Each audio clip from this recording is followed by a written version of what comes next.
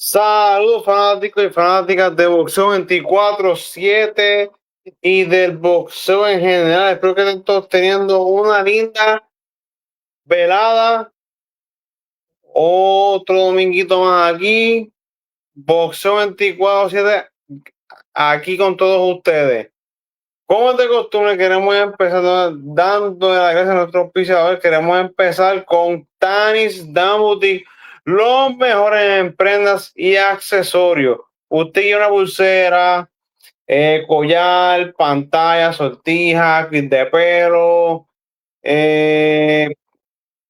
set de collar, pantalla, sortija, pulsera, cualquier tipo de prenda, no busque más nada. Tanis Diamond Boutique es la opción de ustedes, ok, no busquen más nada. Una joyería 100% digital. Usted busque ahí en Facebook, también en Instagram, y están haciendo algo nuevo en TikTok.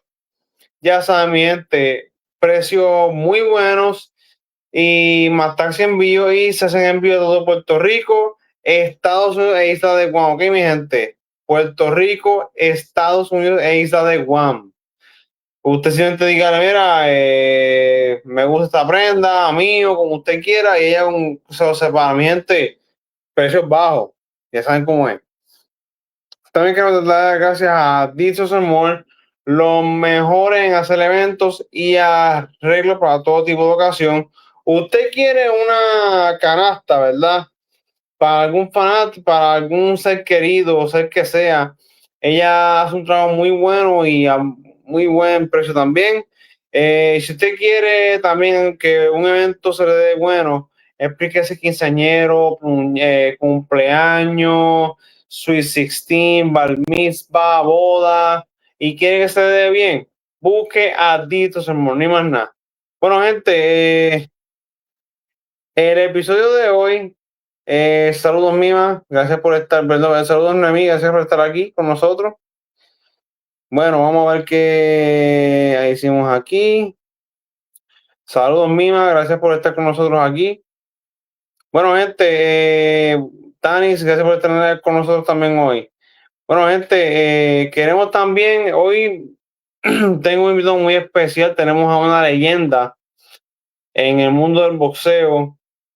Y nada más y nada menos tenemos hoy al único ex campeón mundial, la leyenda, James Buddy McGirt. How you doing, Jay? How you doing, buddy? Good. How you doing? Yo, I'm good, man. First of all, I want to thank you for saying yes and committing to your word. It's something that we appreciate a lot, and it's something special for me. I met you, and man, really, it's an honor to have you in a show, man, for real. Hey, thank you. Okay, first we want to start with we do with our guests in the show. At what age and how did you fall in love with boxing? I was 12 years old, and I started boxing on my 12th birthday, and I was in love with it from the first day. Okay, so can you tell us a little bit about your amateur career, like description, the competitions you win, and all that? I didn't really have a great amateur background, to be honest, because when I was boxing amateur, you didn't need like the amateur card, the AAU card. You didn't need that when I was boxing amateur. We just went to boxing shows, and sometimes they didn't even have a scale. They were Oh, asking how really? much you. They were asking how much you weigh. Ask the other kid, find somebody your weight. Bam, you had it was a fight. And I grew up in New York, so I mean that's how it was back in the '70s, like the late '70s, early '80s. They started making you get that AAU card, but when I first started, there was no AAU cards. They used to smoke in the arena wherever the fights were. They were smoking. You know what I mean? So it was. So I didn't. I fought in the New York Golden Gloves. I didn't win them. I lost in the quarterfinals twice. And so I won the Spanish gloves one year in New York, and that was basically it. You know, I won a couple of. I won a national PAO title once in 1979, and that's basically it. I had 60. My first amateur fight was a draw, and I finished with a 154, and I lost 8. Okay. So, how was the offer? How was the approach for Buddy McGirt to jump from amateur to professional? I was 18 years old. I was in high school. My father died, and I always wanted to turn pro. And they was telling me, wait for the Olympics. But back then New York had their favorite, which was Mark Breland. So I knew that wasn't going to happen. So then my girlfriend got pregnant my senior year of high school. So I was like, I got to do something. So I turned pro, and I had 2 pro fights before I graduated high school. Okay. Let's see something over here. Okay, we got. So yeah, you needed a way to support your family, and that Right. pro turning pro was the best option. Exactly. So I want to talk about your debut, which was in 1982, and it was your first fight, and it was a draw. Was that something that you had? Do you think that you did enough to win the fight, or you think that a draw was fair? It's funny. I took that fight on like 4 days' notice. You Oh, know, they called me and they said, "We got a fight for you." They called me on a Thursday, and the fight was on a Tuesday. It was March 2nd, 1982, and I was like, "Yeah, I'll take the fight." And I said, "How much they're paying?" And the guy told me $200. So I said, "I'll take it." okay. But you think you did enough to win the fight, or was a draw the for decision? To be honest, I don't even remember it. I just remember the bell ringing to start and the bell ringing to finish. I don't remember Cool. anything in the fight. I was just Oh, like amped up. It was my first pro fight. It was 4 rounds, and I trained like 3 days, fought 4 days. So I was just happy to be there and get that money. So I went out and I went for broke. All I know is me and the guy stood toe to toe for 4 rounds. There was no boxing, no jabbing. It was just left hooks and right hands all day. okay. So what about your second fight? That was your first victory, and it was by TKO in the third round. Yes. What can you tell me I about that mean fight? that was in Atlantic City. It was a week before my high school prom, and it was great, man. Because I was more relaxed, and it sank in that by that time that I was a professional. I mean that the amateurs were over. It was just about fighting professional. So, and I was getting 600. I got $675. So I thought that was a lot of money back then. So I felt like a king. Yeah, yeah. Back then, $600, 70. I mean, man, that was like, oof, like I would say, I don't know, like 1,000, 2,000 today, maybe like that. Yeah. Something like that. So you fought Michael Palm, which was your opponent 2 times. Was that something because some controversy, or was it because No, they no. were It was the just only? just the way the cards fell. You know. Okay. So you had a few more victories by KO and TKO and all that, and then when you fought, what was his name? When you fought Caesar Guzman, I think his name was. That was your first victory by unanimous decision. Was that something you were planning on doing, go to a distance, or you wanted also to win that one by KO? To be honest, I thought I lost the fight. If you want to know the truth, it was in February, uh, and we had got hit like 2 weeks before the fight. We got hit with a terrible storm, like a snowstorm, unbelievable. And I used to travel. I used to travel from Long Island to Jersey every day to train. It should take me 3 hours to get to the gym. So when that snowstorm hit, the gym closed for a week because the snow was that bad, and the trains were not running on schedule. So you know what I mean. And it was a tough fight because I wasn't, I wasn't in the best of shape, to be honest. Okay, yeah, the gym closed and plus the storm and all that. That's something that happens a lot in New York, to be honest. Yeah, and I used to travel 3 hours just to get to the gym, and then I'll train and travel 3 hours back. Yeah, it's a sacrifice of the trip, man. To be honest, I know what you're talking about. I've been through that before, and it's like, oh man, when you finish traveling, you feel like you've been working like in a 10-hour shift or 12 hours because the travel is just Right. the traveling itself is just like really tiring, man. Exactly. You're So 100% right. yeah, yeah. So there's another fight that I was watching. I like to study my athletes before I interview them.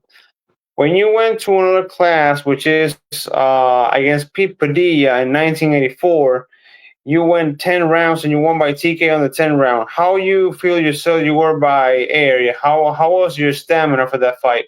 Oh, I was in great shape for that fight. I knew Pete Padilla was very crafty. He was a slick boxer. He's very crafty. He wasn't a big puncher, but he's very slick. You know what I mean? So I really bust my. I really, I was working my way up the ladder, so I really put a lot of work into it because I knew that it was going to go 10 rounds. But then by round 8, I started to feel him slowing down. So I said eventually I might catch him, and then towards the end of the ninth round, I started to see him weakening a little bit. So I was like, I think I could get him out in the 10th, and that's what I did. Okay. And something that I noticed a lot about you, Mr. McGirt, in 1 year you fight 5 and 4 times. How could you manage to, just and finish one fight and be ready again like in 1 month and do it good because I saw your fights and you were actually really good. How could you manage, just get off from a fight and like the month after, 2 months after, be ready to fight? Because if we fought on Friday, say if you fought on Friday, Tuesday you was back in the gym, no questions asked. You was back in the Okay. gym Tuesday, and I stayed in the gym even if there was no fight. I used to travel to Jersey 6 days a week. Okay. Then you fought Alan Braswell. He was like a guy of 20 plus fights. I mean, he was like he's like a wall because you can hit him with everything you got and he'll just be Yeah, normal. he was So, tall. He was tall and rangy and could punch. And he had just came off a big win. He beat a guy named Frank Montgomery, and out of Philly, who I wound up fighting Frank Montgomery like 6 years later. But I knew I was in tough with Alan Braswell. You know what I mean? So my plan was to jump on him and not give him room to punch, keep the distance closed, and that's what I did. I stayed on top of him. I didn't give him a chance to get his punches off. okay. So your first title was a regional title against Sugar Boy Nando. What can you tell us about that fight? I was in Miami. It was 1985, and it was my first time fighting in Miami. And we trained at the Fifth Street Gym, the famous Fifth Street Gym when it was old. And I was just, I was in good shape, man. I always stayed in shape. You know what I mean? My trainer always made sure I was in shape. I trained, like I say, if I fought on a Thursday, I was in the gym Monday. If I fought on a Friday, I was back in the gym on Tuesday. So I was in shape, and Sugar Boy Nando was tough. And I just knew that night that I was gonna beat him. Yeah, yeah. I can't imagine, man. It was your first regional title that put you up on the rankings to fight for a world title anytime soon. So, I've been seeing along the time, I'm not from those years. I see that they say 10-0 when a fight goes all the way to the distance. Was the scoring system was different back then? I want to say yeah, but I really don't know because I never really thought about it. You know what I mean? I never really focused on the scoring system. You know what I mean? I just focused on what I had to do. But I want to say that back then they went by rounds. You know, round by round they judged the fights. I don't know when the 10-point scoring system came in. I really don't know, so I couldn't answer that question for you. Okay, I understand. Because I see when you fought Joey Farrell that you won by unanimous decision, um, it was says 10-0 on the. I don't know. I'm not sure that if I'm allowed to say it on the fourth over here, but it says 10-0. Another fight you won by decision. It was 9-1 and all that. So the tense, your guess is almost as good as mine. So I'm gonna ask you another question around here. Is when you fought in the Madison Square Garden, I think it was the first one. You already mentioned you were from New York, and you fought Ricky Young, brutal and a great fight. It was your first fight in the MSG fight, if I'm not mistaken. How did it feel for you being from New York, having your first fight in the, I think it's the biggest thing that New York has right now, and fighting in your hometown in such a big stage? It's something that you can't really explain. You know, when you go into the dressing rooms at Madison Square Garden for a fight, it's like you say to yourself, Ali and Frazier fought in this building. You know, and you get chills sometimes because some of the greatest fighters ever fought in that building. So to be a part of that history was very good. So it amps you up a little bit when you're fighting. And the main event that night was Mike Tyson, Mitch Green. When I fought Ricky Young, Mike Tyson, Mitch Green was the main event. Yeah, I wanted to talk about it. You jump ahead of me. I was going to ask you, how did it feel to share the ring with Mike? You didn't fight Mike, but Mike was also in the card that night. How it felt? It felt great, but that was the second time. Earlier, we fought on the same card in the Nassau Coliseum a couple of years earlier. We fought on the same card in Nassau Coliseum. Me and Mike. Oh yeah, bro. You Mike, Hiram Mike Tyson, man, a real legend. So then you had your a few years after you had your first defeat. If you want to skip this subject, I understand. I'll jump. I'll skip it. Nah, I don't mind talking about the first defeat. That don't bother me at all. You Okay. know, I lost to Frankie Warren. He did what he was. By the time I figured him out, the fight was halfway over. And I came on late in the fight, but it was a little too late. You know what I mean? But it was the best thing that happened to me because it made me a better fighter. It made me understand that um, you can't beat everybody the same way. You got to make adjustments. You got to be able to do different. Got to be able to box, punch. You just can't. Because I was knocking people out, so I just thought I was going to knock everybody out. And then when I hit him with one, he hit me with like 8 or 9 punches. I was like, "Oh shit, this is new." But it was a great learning experience for me because it made me a better fighter. And after the fight, um, everyone was getting in the car to go back to the hotel. Hotel was about half a mile away from the arena, and I said, "I'm gonna walk." And everybody's like, "We'll walk with you." I says, "I don't want nobody to walk with me. I'm gonna walk by myself."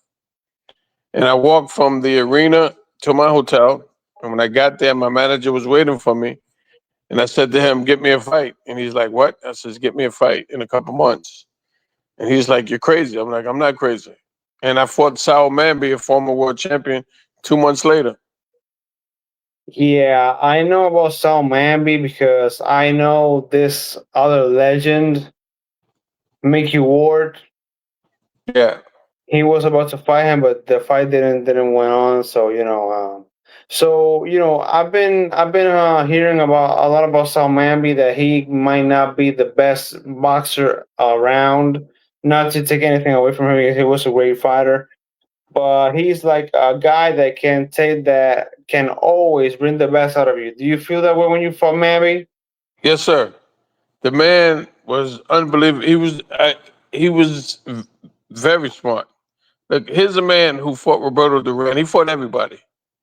You know what I mean? And so me going in against him was everyone told me I was crazy fighting him after losing to Frankie Warren because Frankie Warren was like 5'3", and Sal Manby was like 5'8", 5'9", and a boxer, two totally different styles, and a former world champion who had never been knocked down, let alone knocked out.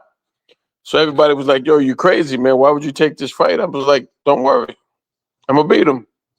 And I learned fighting him made me a completely different fighter. Like everything about my mentality changed, my style, everything about it changed after beating him. My confidence went through the roof after fighting Sal Manby.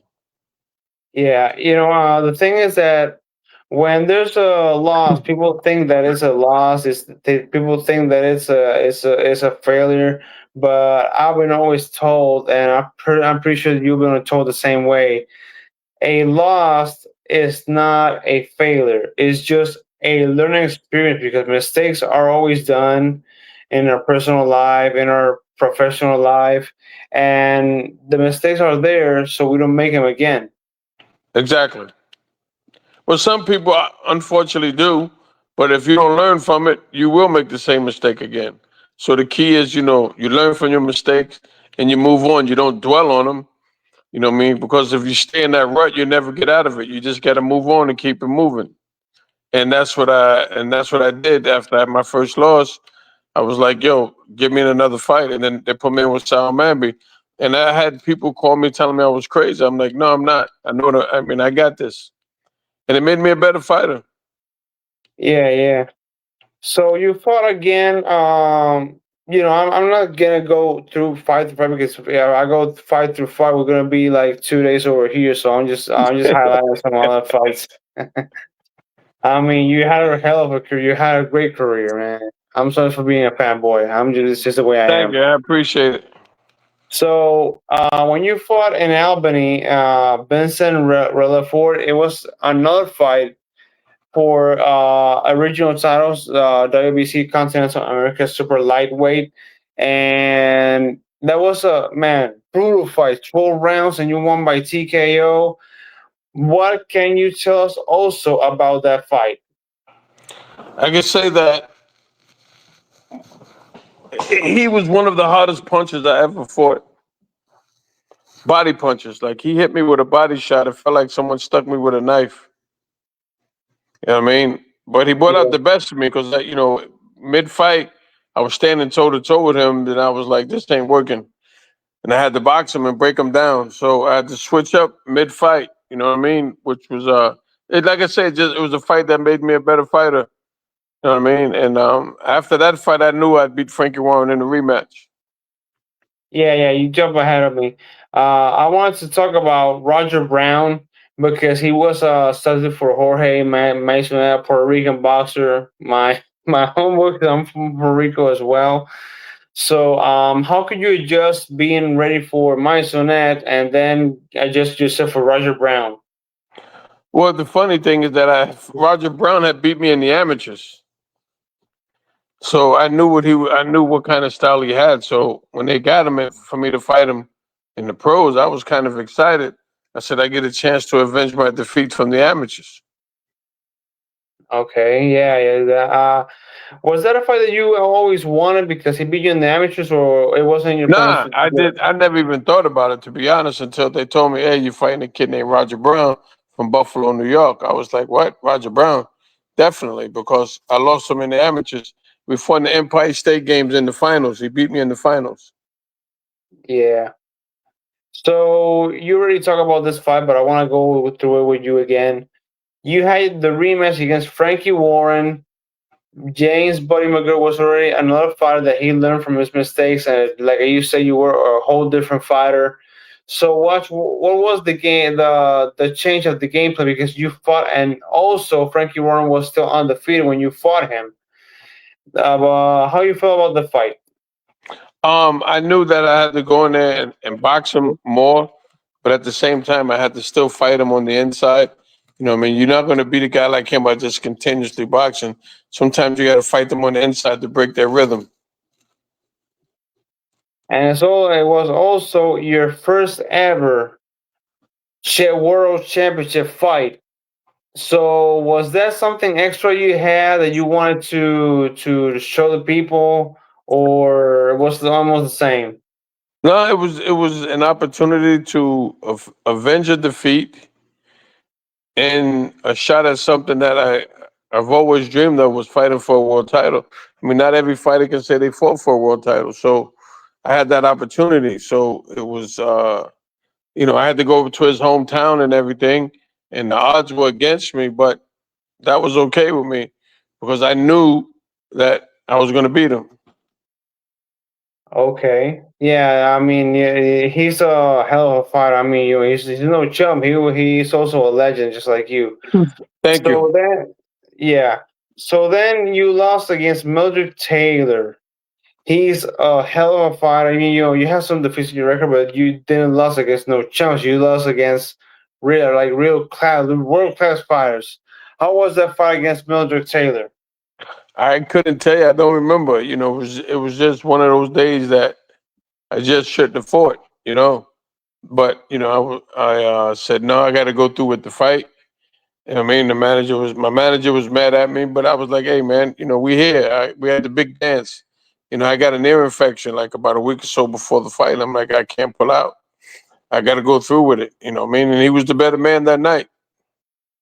Okay, yeah, because the scorecards were kind of close, like 5 to 7 rounds on some stuff like that. But it was a Yeah. really good fight. I enjoyed watching. I watched like after the fight last night, I watched it like 3 times. My wife can tell you about that. So then because you are a two different division world champion, you were in super lightweight and then welterweight. Um, since we were going over the fights after, do you remember exactly in which fight did you change from super light to welter? Yes, I fought a guy named Edwin Corrett, and training for the fight when I was at like 144, 145, I felt good. But when I got down to 142, I just didn't have that pop in my punches. So I just said to myself, let me get through this fight and then I'm moving up. And after I beat him on a decision, I said, I'm going to move up. I moved up and I felt a whole lot better. Okay, yeah, you the adjustment was something comfortable for you. Oh, most definitely. Okay. Then you went to Vegas. I'm not sure if that was your first fight in Vegas. Like it's like the mecca of boxing. It's like a real milestone for whoever fights in Vegas, and you won another world title, the WBC welterweight championship. Walk through us through that fight because it was your second opportunity, well, your first opportunity in a welterweight, but it was the second one for a championship. Walk through us through that fight. Well, I was in, I knew that the odds were against me in the fight, which was okay. But like before when like I told you when I fought Frankie Warren, he had something I wanted, and I had to go get it. And I knew that I'd beat him. I knew I had the style to beat him. Okay, yeah, you had a lot of victories for that championship. You went to Italy and Atlantic City. How was your experience in Italy? Being like a guy like Patricio Olivia that had a crazy record, 57-1. How you felt fighting the house guy because he was the guy from Italy and you were someone from outside. It How was your was it experience over was there? it was nice. It was nice, but I couldn't get adjusted to the food at that time, and because I was always conscious of my weight. So like they would say, you'll eat, but I was like, no, I'm not going to eat too much because I always wanted to make one trip to the scale, not two. When I got to the fight, I always wanted to be on weight. So I cut back on my eating. My manager was like, you got to eat, you got to. I'm like, nah, I'll be okay. And I weighed in like 143. I mean, and I knew it was going to be a long night because Patricio Oliva's, he's a gold medalist, he's a world champion. So I knew how my work cut out for me, but I didn't have my full strength. But I just said I got to do what I got to do to retain my title, and I did. Yeah, yeah. It happens. It happens a lot. It's something that happens a lot when you want to watch weight. I used to box in the past, so yeah. So then after a bunch of fights, you fought another world champion. He was one of the best at the time, Pernell Whitaker.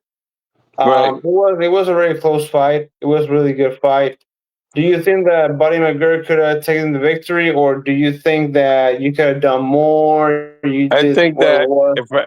if I didn't have an injured shoulder, I would have won that fight hands down.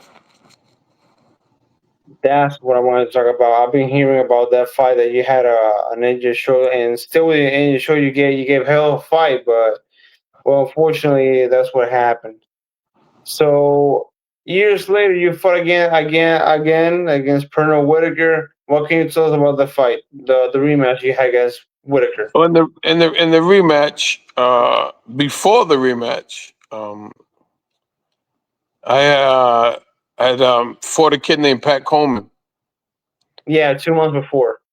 Yeah, and when I beat Pat Coleman, they told me I had the rematch with Pernell, and I was like, okay, cool. But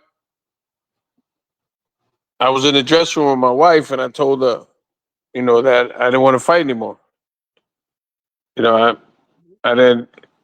When they told me that I had the rematch, the urge to fight just left my body.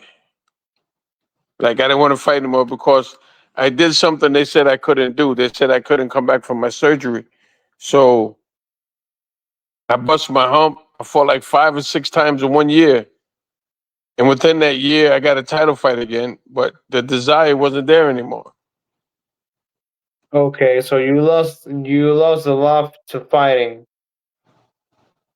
Yeah, because I had, the recovery from the surgery, uh, and everything that was going on around me at the time just really left a bad taste in my mouth. And I just felt like, I don't want to do this anymore.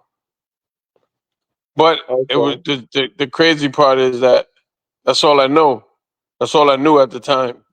So I said, I got to go through with the fight. I'm here now.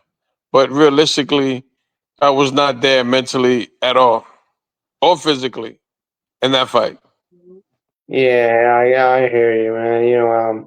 But you made a lot of things because some friends, family members, and all that, they all are not with you until you actually make it.